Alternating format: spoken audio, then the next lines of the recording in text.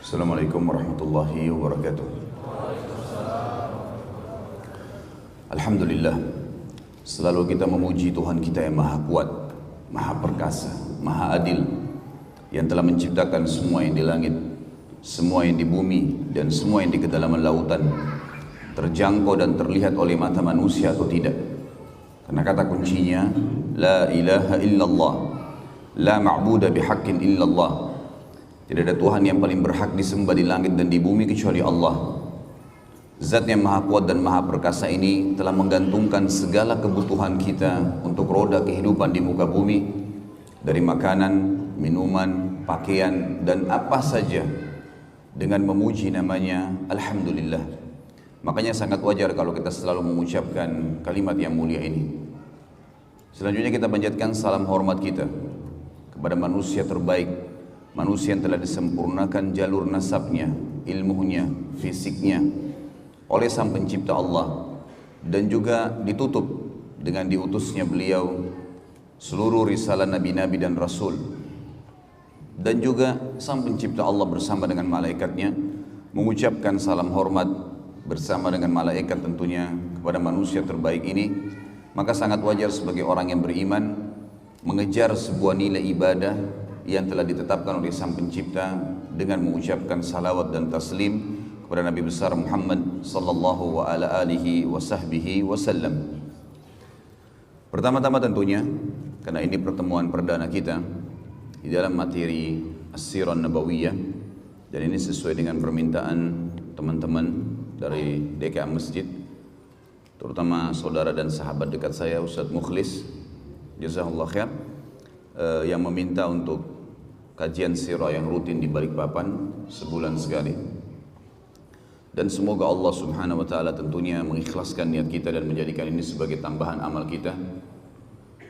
Yang kedua, saya memberikan dukungan secara pribadi kepada semua ikhwat dan akhwat yang hadir, karena memang majelis ilmu adalah landasan agama kita.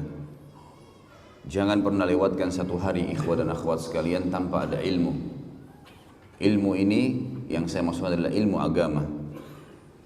Dia akan mendatangkan keimanan, dan kalau keimanan sudah tertanam dalam hati seorang mukmin, maka dipastikan segala sesuatunya berubah dari buruk menjadi baik, dari pelit menjadi dermawan, dari penakut menjadi pemberani, dari bodoh menjadi pintar.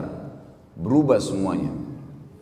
Dan kalau keimanan sudah ada, maka seluruh perintah Sang Pencipta Allah yang maha kuat dan maha perkasa akan dikerjakan, dan semua larangannya pasti akan dijauhi.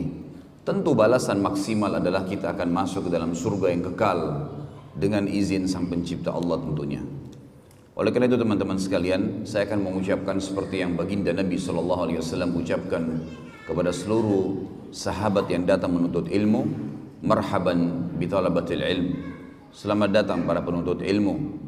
Majelis ini teman-teman dihadiri oleh para malaikat, disaksikan oleh para malaikat yang mencatat ini menjadi amal kita.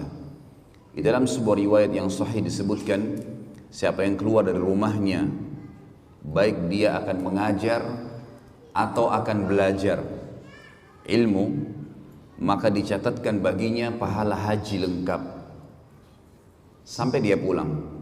Di dalam riwayat yang sahih yang lain dikatakan, siapa yang keluar dari rumahnya menuntut ilmu, belajar atau mengajar, maka dia di jalan Allah sama dengan jihad di jalan Allah sampai dia kembali. Riwayat sahih yang lain mengatakan, kata Nabi SAW, sesungguhnya malaikat menebahkan atau melebarkan sayapnya menaungi para penuntut ilmu. Dan banyak sekali riwayat kalau kita ingin sebutkan tentang manfaat majelis ilmu. Tidak akan ada kejenuhan dalam majelis ilmu. Yang ada adalah ilmu, pengetahuan, bertambah kokohnya dan kuatnya keimanan seseorang, bertambah baiknya keadaan dia pada saat dia bubar. Maka harus dimaksimalin teman-teman sekalian. Terlebih lagi sekarang, kalau tidak bisa hadir di majelis ilmu atau kebetulan dai atau ustadz yang tidak hadir, maka ada media sosial yang sangat mudah dijangkau. Di tangan setiap orang kita sekarang bisa nonton apa saja ceramah tentunya yang saya maksudkan, dan ceramah yang benar berlandaskan Al-Quran dan Sunnah dari HP kita yang setiap saat kita pakai atau kita bawa ke tempat tidur, dibawa ke kamar mandi, dibawa kemana-mana. Maka alat ini telah Allah mudahkan buat kita dan akan ada pertanggungjawabannya pada hari kiamat untuk kebaikan. Jangan sampai disalahgunakan kepada hal-hal yang tidak dibenarkan, karena juga semua akan ada pertanggungjawabannya.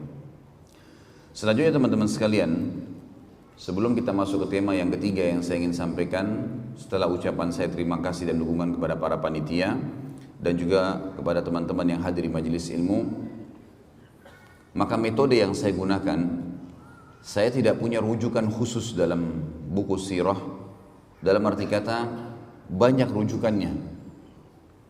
Banyak buku yang saya anggap buku-buku itu adalah rujukan yang bisa dijadikan sebagai pegangan, dan banyak juga yang saya gabungkan dari selain buku sirah, seperti buku-buku hadis, buku-buku tafsir, kemudian buku tentang thaqafah Islamiyah, tentang wawasan keislaman, ya, perkembangan yang terbaru dari negara-negara Islam.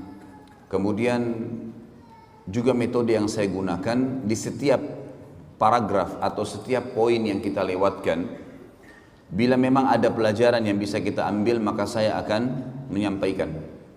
Makanya sekitar 38 episode sebenarnya di dalam ceramah Sirah Nabawiyah yang sudah di-upload di YouTube itu sudah bertahun-tahun dan belum selesai. Sampai sekarang kita baru menyelesaikan Sulhu Hudaybiyah, dan masih ada setelahnya perang Khaybar, masih ada setelahnya Fathi Makkah, ada perang Hunain, dan sampai meninggalnya baginda Nabi SAW.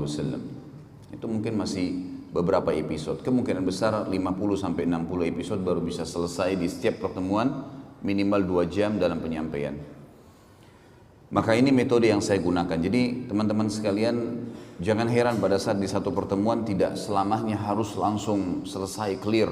Karena kalau kita mau ringkas menyampaikan tentang lahirnya Nabi SAW sampai meninggalnya, bisa selesai dalam satu kali pertemuan pun, tapi hanya garis besar. Cuman salah kalau orang menggunakan metode seperti ini dalam sirah. Kenapa? Karena sirah itu artinya sejarah hidup. Sirah itu artinya perjalanan. Bisa berarti sirah itu adalah perjalanan hidup, bisa berarti perjalanan malam hari kalau diubah menjadi Isra. Sebagaimana kita tahu kasus Isra atau kejadian Isra dan Mi'raj. Isra adalah berjalan di malam hari. Jadi as-sirah adalah sejarah, dan tidak mungkin sejarah diselesaikan yang dilalui oleh baginda Nabi SAW selama 63 tahun diselesaikan dalam 2 jam. Sesuatu yang tidak masuk di akal. Mestinya 63 tahun ya 63 tahun juga kita selesaikan. Karena per hari selalu ada kejadian, pengalaman-pengalaman hidup. Dan semua kehidupan baginda Nabi SAW pelajaran dan pengalaman, karena beliau utusan Allah. Maka teman-teman sekalian, mempelajari sirah hal yang luar biasa memang. Kalau saya pribadi menganggap ini adalah sebuah pondasi dasar dalam menuntut ilmu. Setelah mempelajari Al-Quran, maka akan datang as-sirah nabawiyah. Kalau saya bahasakan buah itu misalnya jambu atau apel, maka buah yang di dalamnya Al-Quran dan Sunnah. Kulitnya adalah as-sirah, artinya melengket satu sama yang lain, sulit untuk dipisahkan gitu. Kita akan mulai teman-teman sekalian dalam pelajaran kita as-sirah nabawiyah ini dengan menyebutkan manfaat mempelajari sirah. Yang pertama, ma'rifatun Nabi sallallahu alaihi wasallam. Dengan belajar sirah, kita akan tahu tentang pribadi Nabi sallallahu alaihi wasallam. Bukan hanya sekedar selama ini kita baca buku kemudian kita mengetahui oh Rasulullah sallallahu alaihi wasallam bersabda begini, hukumnya ini begini. Bukan cuma sekedar itu. Tapi kita akan lihat nanti bagaimana dari beliau masih bayi, anak-anak, kemudian remaja, kemudian masuk ke masa pernikahan. Ini semua fase sebelum kenabian. Belum jadi nabi. Kemudian sampai akhirnya ada keturunan, anaknya meninggal. suka duka dalam perdagangan, menghadapi masyarakat, safar, ya. Kemudian baru kita masuk ke masalah penobatan kenabian dan prosesi setelah itu dalam 23 tahun sisa umur beliau. Setelah umur 40 tahun dinobatkan jadi nabi, 13 tahun fase Mekah semuanya dengan cobaan, sedikitnya orang yang beriman, gitu kan. Yang beriman dengan 13 tahun berdakwah di Mekah itu hanya 153 orang dari sekian ribu orang. 13 tahun berdakwah. Bagaimana suka dukanya sehingga para dai bisa mengambil pelajaran. Kita juga bisa mengambil pelajaran. Ternyata Nabi SAW manusia biasa. Beliau makan, beliau minum, beliau tidur, beliau senang, beliau sedih, beliau menghadapi suka duka kehidupan. Dan itu semua manfaatnya adalah agar kita menjadikan beliau sebagai suri tauladan. Tinggal mudah, ciplak hidupnya baginda Nabi SAW akan selamat. Semuanya, cara makannya, tidurnya, berpakaian, bergaul, berumah tangga, berekonomi, berpolitik, segala macam hal kita akan bahas panjang lebar dalam masalah As-Sirah Nabawiyah ini. Kemudian juga fase 10 tahun di Madinah, akhir hidup beliau sallallahu alaihi wasallam, di mana fase itu penyempurnaan kehidupan. Penyempurnaan kehidupan. Sebagaimana sering saya bahasakan kepada teman-teman kita di zaman sekarang, banyak di antara ikhwat dan akhwat semangat sekali ingin supaya ada negara yang berbasis Islam. Tapi mereka mengkhayal di satu sisi, kalau akan ada seorang presiden doktor dari Madinah misalnya, atau seorang yang hafal Quran, atau mungkin ulama, semua menterinya ulama, maka tidak akan ada pelanggaran agama di negara kita. Ini keliru sekali. Tahu kenapa keliru teman-teman sekalian? Karena ada orang yang merupakan pimpinan kita dan utusan Allah telah dijadikan pelajaran oleh Sang Pencipta 10 tahun kehidupan beliau di Madinah. Kehidupan Madinah ada 4 golongan manusia yang hidup di zaman Nabi SAW. Yang pertama adalah orang-orang kafir. Kita tahu di Madinah ada 3 suku Yahudi, Qainuqa, Nadhir, dan Quraidah. Qainuqa, Nadhir, dan Quraidah. 3 suku ini yang sekarang banyak, di antaranya yang banyak menyebar di seluruh dunia termasuk di Israel. 3 suku ini Nabi SAW berinteraksi dengan mereka. Ada transaksi jual beli, ada juga transaksi utang piutang Nabi SAW dengan beberapa pendeta, ada dakwah Nabi SAW mengajak mereka masuk Islam. Setelah masuk Islamnya salah satu dari mereka namanya Abdullah bin Salam, nanti akan kita jelaskan semua itu. Kemudian kisah bagaimana pada saat kiprah beberapa orang Yahudi yang masuk Islam akhirnya terbunuh mati syahid di perang Uhud, yang banyak orang tidak mengetahui, gitu kan. Kemudian juga bagaimana Nabi SAW akhirnya mengusir mereka dari Madinah karena pengkhianatan mereka. Maksudnya apa?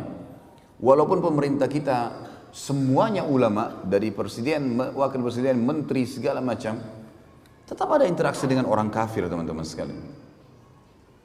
Ada orang kafir yang dikenal dengan kafir zimmi dan ada yang kafir harbi. Nanti akan saya jelaskan itu di poin setelahnya nanti, di poin mempelajari sirah dan bagaimana Nabi SAW bermuamalah dengan mereka. Intinya ada orang kafir di Madinah dan Nabi SAW interaksi sama mereka. Jangan lupa kisah anak muda Yahudi yang sakit keras, lalu Nabi SAW menjenguknya untuk mengucapkan syahadat dan anak itu syahadat. Artinya sampai boleh menziarahi, mendatangi rumah seorang kafir untuk mengajak mereka masuk Islam. Ada interaksi. Yang kedua, ada kaum munafikin. Ada orang-orang munafik di Madinah. Dan pimpinannya siapa namanya? Abdullah bin Abi Salul. Abdullah namanya. Namanya bagus nggak? Hah? Mana suaranya orang Balikpapan nih? Abdullah. Tapi pimpinan orang munafik. Dipastikan kekal di api neraka, meninggal dalam kemunafikannya.